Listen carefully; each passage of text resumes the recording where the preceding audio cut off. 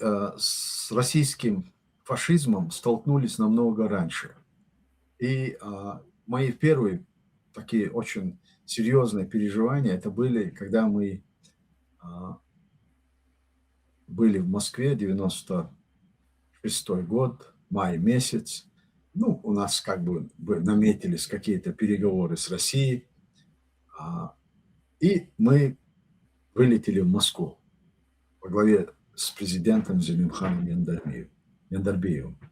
И пока мы с аэропорта ехали до Кремля, мы проехали через Москву, и я сравнивал город Грозный, разрушенный до основания, 80% города не было уже, он лежал в руинах, и процветающая столица России. Я еще тогда думал, неужели Всевышний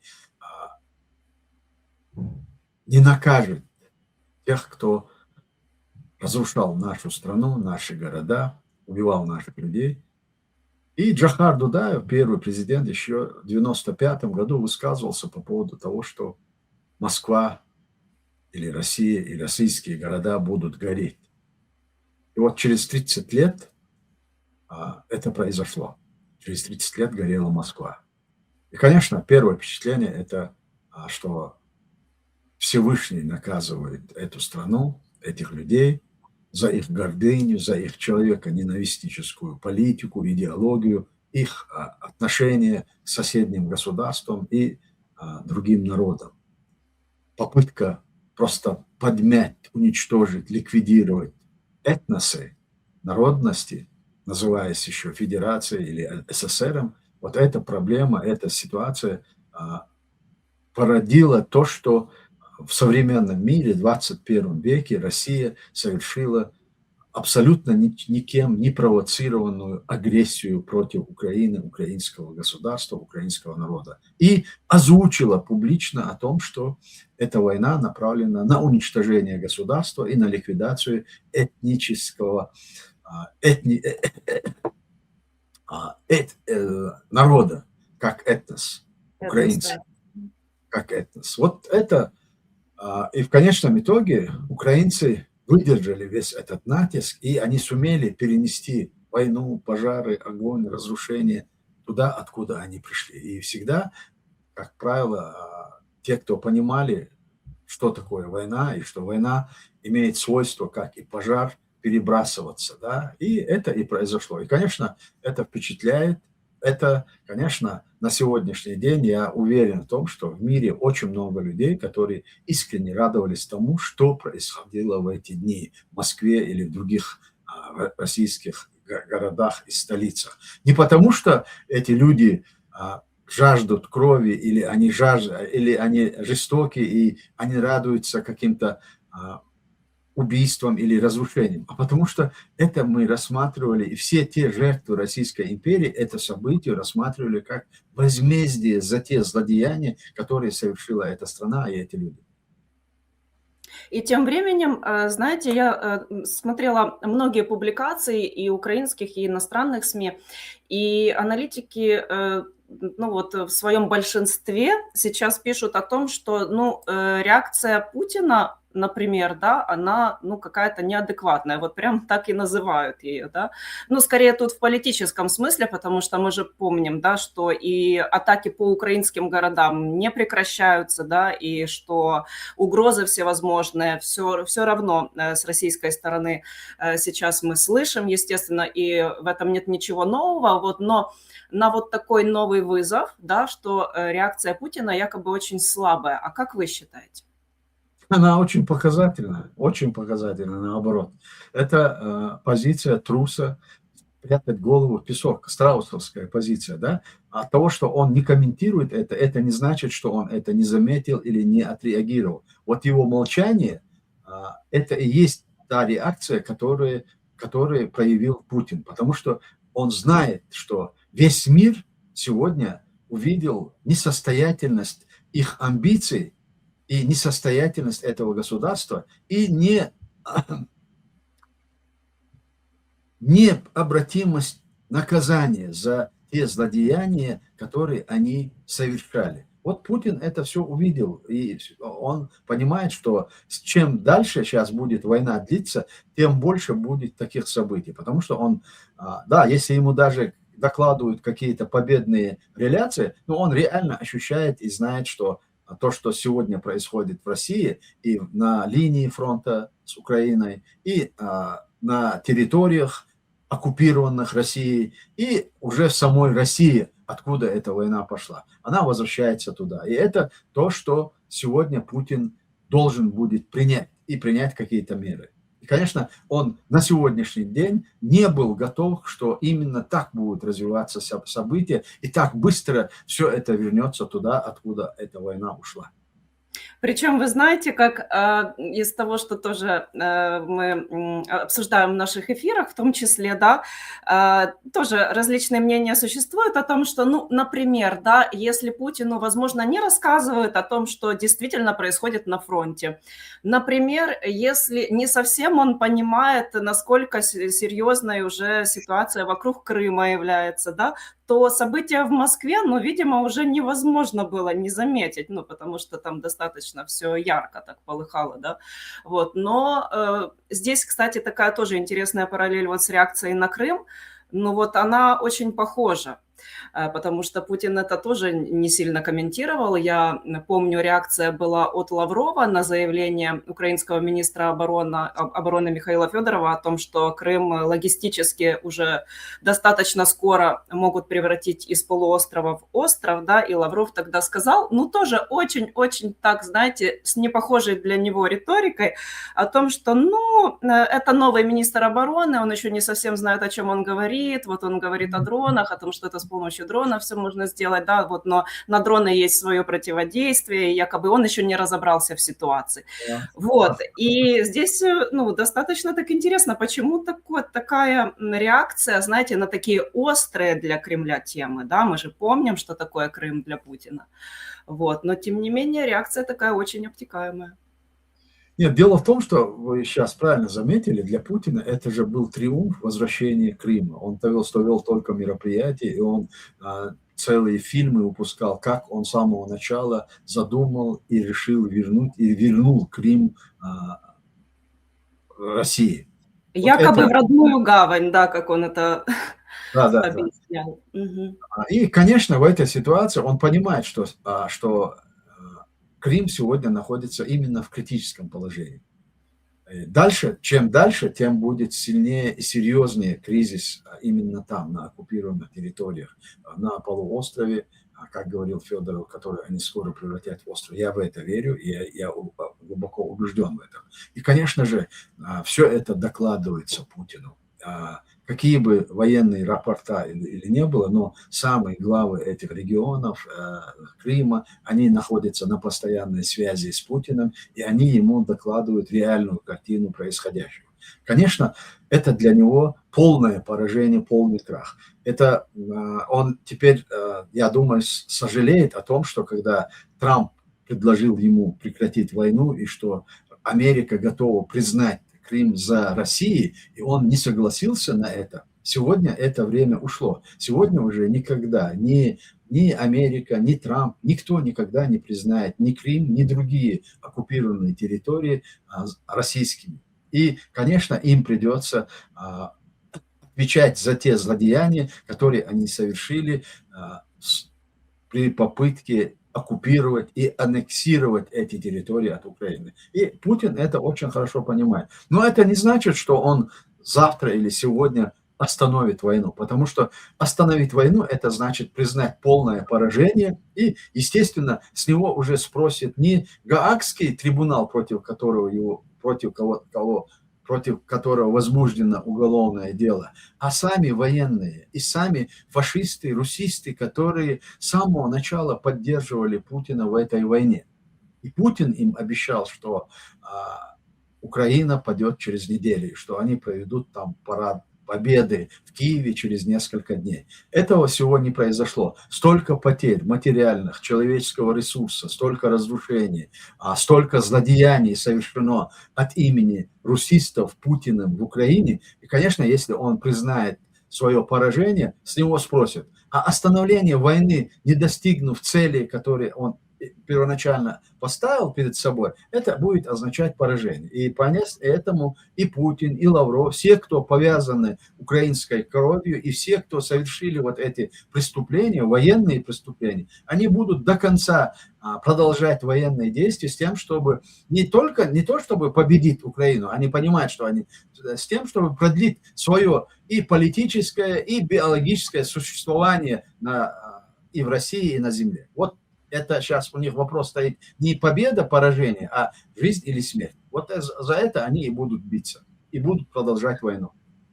А как это далее возможно? Мы же понимаем, что возможности российской экономики, они достаточно ограничены, тем более сейчас уже, конечно, мы еще не знаем, как там будет с Ормузским проливом, да, и с ценами на нефть, вот, но тем не менее были уже такие, да, тенденции, что цены снижались, вот, и, то есть это как фактор первый, да, фактор второй, что мобилизация, да, это всеобщая в России все равно, она не проводится, то есть это тоже такое непопулярное решение для Путина, да, вот, и как из этой ситуации, как вы считаете, Россия сейчас будет выруливать, вот, имея вот такие данные на исходе?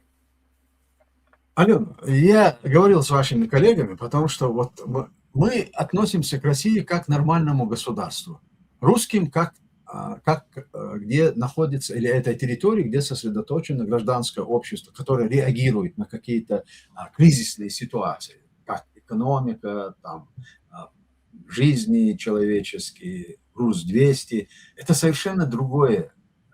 Это другой контингент, это другое мышление, это другие люди. В российских традициях, в истории Российской империи, когда наступал какой-то кризис, они обязательно развязывали войну.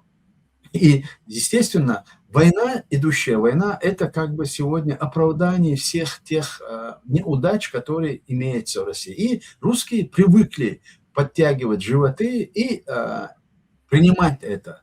И тем более сегодня, когда Путин или путинские идеологи говорят, мы Украину победили за 3-4 дня, как говорил Путин, но мы сегодня воюем со всем миром. И вот нам поэтому есть сложности, которые мы должны вытерпеть. И, конечно, эта война ведется на разрушение российского государства.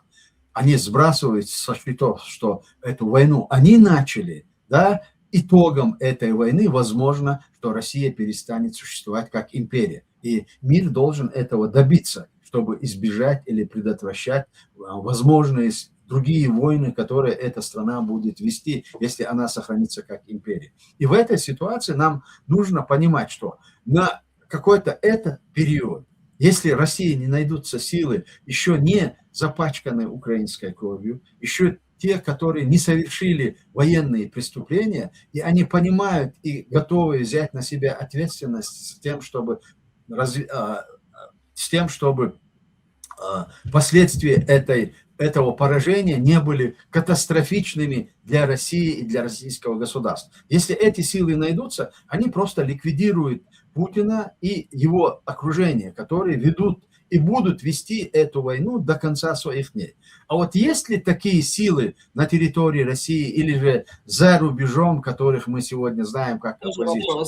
На мой взгляд, практически этих людей нет. Потому что те, которые сегодня находятся за рубежом и представляются как хорошие русские и оппозиция Путину, они один к одному повторяют те же лозунги, что Россия едина, Россию надо сохранить. Если сохраняется Россия в тех границах, в которых она начинала эту войну, это значит будет не перемирие, не мир, а будет отложенная война, которая через какое-то определенное 10-15 лет они заново начнут.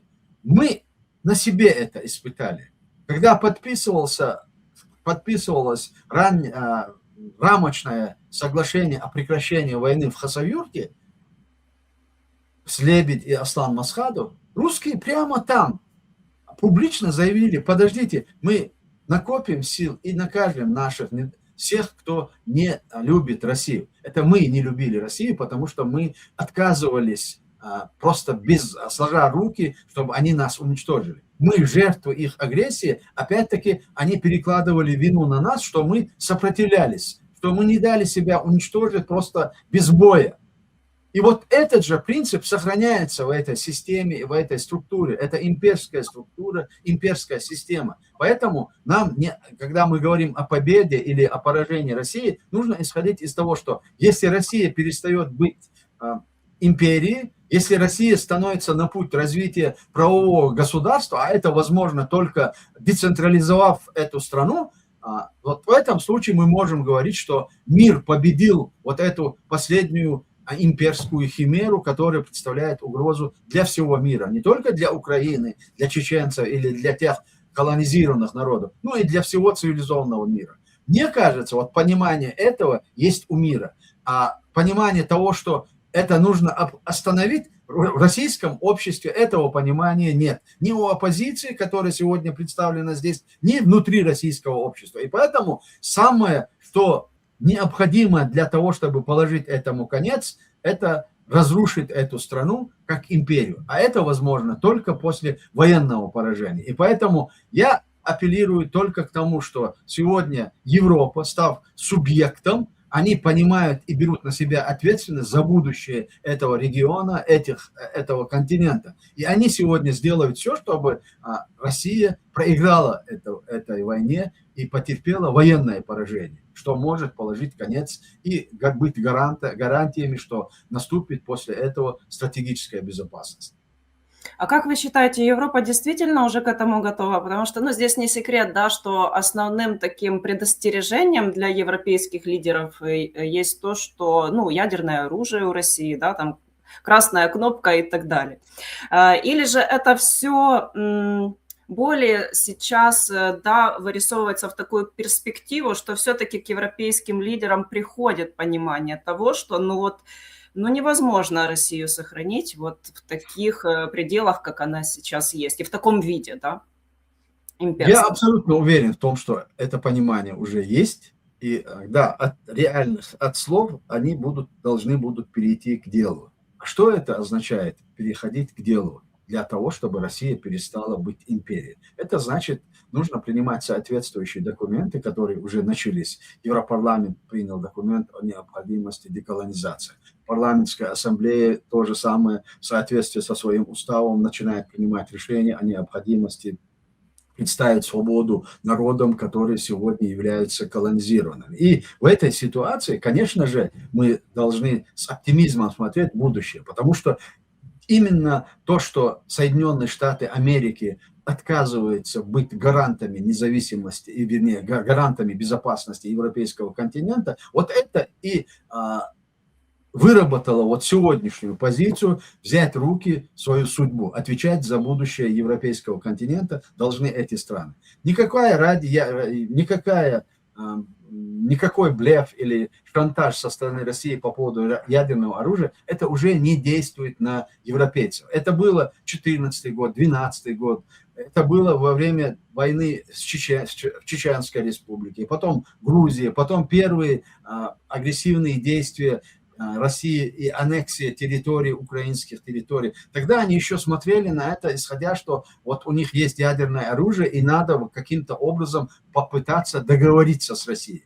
А Путин в 2021 году, в декабре, практически дал понять миру, что с ним невозможно договориться, что он будет диктовать свои условия. Он уже предъявил претензии и Совету Безопасности ООН, заявив о том, что они должны не только признать Россию, они должны признать интересы, что постсоветское пространство это находится в интересах. А по отношению к НАТО Путин заявил о том, что нужно вернуться к границам 1991 года, что вот восточные страны, которые вошли в НАТО, они находятся в интересах России. Вот все, только после этого мир осознал реальную угрозу со стороны, исходящую от России. И только после этого они начали готовиться к тому, что, и, естественно, они понимают, что без Украины они не смогут, Европа не может отстоять свою независимость.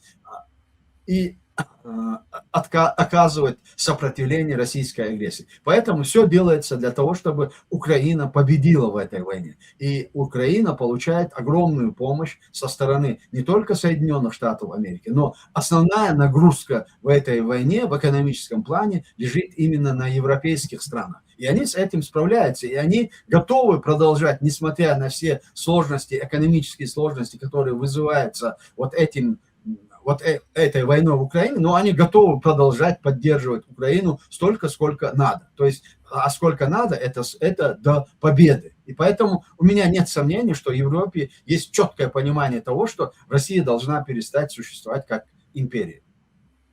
И вот, кстати, такой вопрос. Мы сейчас тоже об этом часто разговариваем в наших эфирах, что касается оккупированных территорий Украины. Ну и здесь же, конечно, мы можем поговорить с вами и о кадыровской власти. Да? Когда придет вот этот момент, например, да, что власть Путина пошатнется, и как вы считаете, что тогда будет происходить? То есть вот эти вот все оккупационные чиновники, они смогут этот момент как бы, ну, не то чтобы предотвратить, понятно, что это невозможно, вот, но все-таки будет Путин до последнего держаться за вот эти вот оккупационные власти, да, и за вот этих чиновников, или же может начаться такой процесс достаточно неконтролируемый, что могут и сами бежать, например, да, ну вот как Аксенов из Крыма, точно так же, например, Кадыров из Чечни. Дело в том, что все это может произойти только после военного поражения России. И поэтому эти все оккупированные территории и оккупационные режимы в этих оккупированных территориях, они всецело отдают все свои силы и возможности для того, чтобы предотвратить военное поражение. Они понимают, что их будущее на 100% зависит от исхода войны в Украине. И поэтому у нас никаких проблем нет с тем, что мы для себя четко определили программу и план действий. Я имею в виду по отношению, по ситуации в Чеченской Республике, по деоккупации Чечни. Как только ситуация начинает разрушаться в центре, то есть как только начинаются процессы децентрализации России, в Москве или России, конечно, это все будет сказываться на общую ситуацию в оккупированных территориях. Тем более у нас есть очень печальный и очень хороший опыт в этих вопросах. Печальный в том, что мы 70 лет находились под советской, российской имперской оккупацией, а в целом под российской оккупацией мы находились более 150 лет, но 90-е годы, когда началась так называемая Горбачевская перестройка и оттепель, и когда это государство разрушилось, мы все, мы именно в частности, чеченский народ и Чеченская республика восстановили свою государственность. Это происходило во все этапы. После развала, после Первой мировой войны, когда Россия как империя разрушилась, северокавказские народы сообща восстановили свою государственность. Они создали конфедерацию народов Кавказа под названием Горская республика или Союзное государство.